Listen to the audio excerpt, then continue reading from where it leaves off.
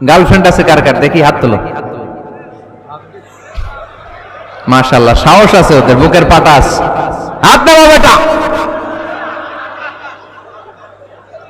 এই গার্লফ্রেন্ড বয়ফ্রেন্ডের সাথে আমাদের কোনো সম্পর্ক, আমরা বিয়ে করব। কি করব? বিয়ে করব। চেয়ারম্যান সাহেব বিয়ে করাই দিন এগুলোরে, আপনার দায়িত্ব দিয়ে গেলাম। এই গার্লফ্রেন্ড বয়ফ্রেন্ড এগুলো ইসলামের কালচার নয়। বিয়ের চেয়ে ভালো কাজ পৃথিবীতে হতে পারে।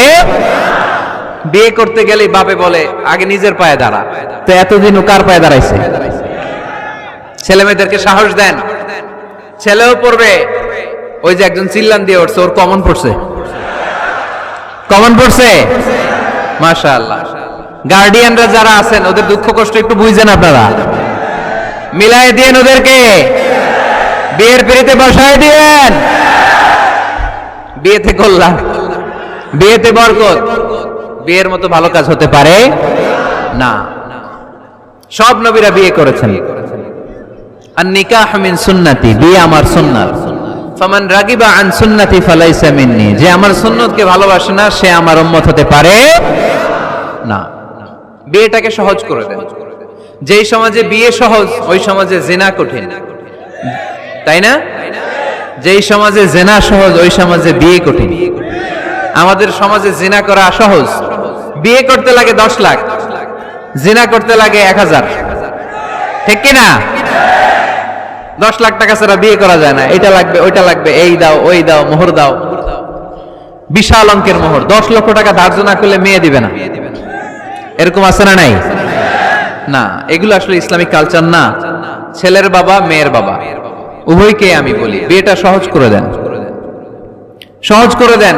ছেলে পড়াশোনা করুক, সমস্যা নাই, মেয়েও পড়ুক, কিন্তু তারা পবিত্রভাবে তাদের সম্পর্ককে মেনটেন করুক, ঠিক কিনা?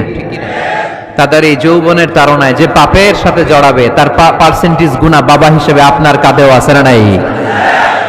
এজন্য বাবারা সাবধান, মায়েরা সাবধান, বিয়েটাকে সহজ করেন। এই এলাকার যুব সংঘ যারা আছো তোমরা একটা ক্যাম্পেইন করবা এই মাহফিলের পরে, টাইমলি ম্যারেজ ক্যাম্পেইন।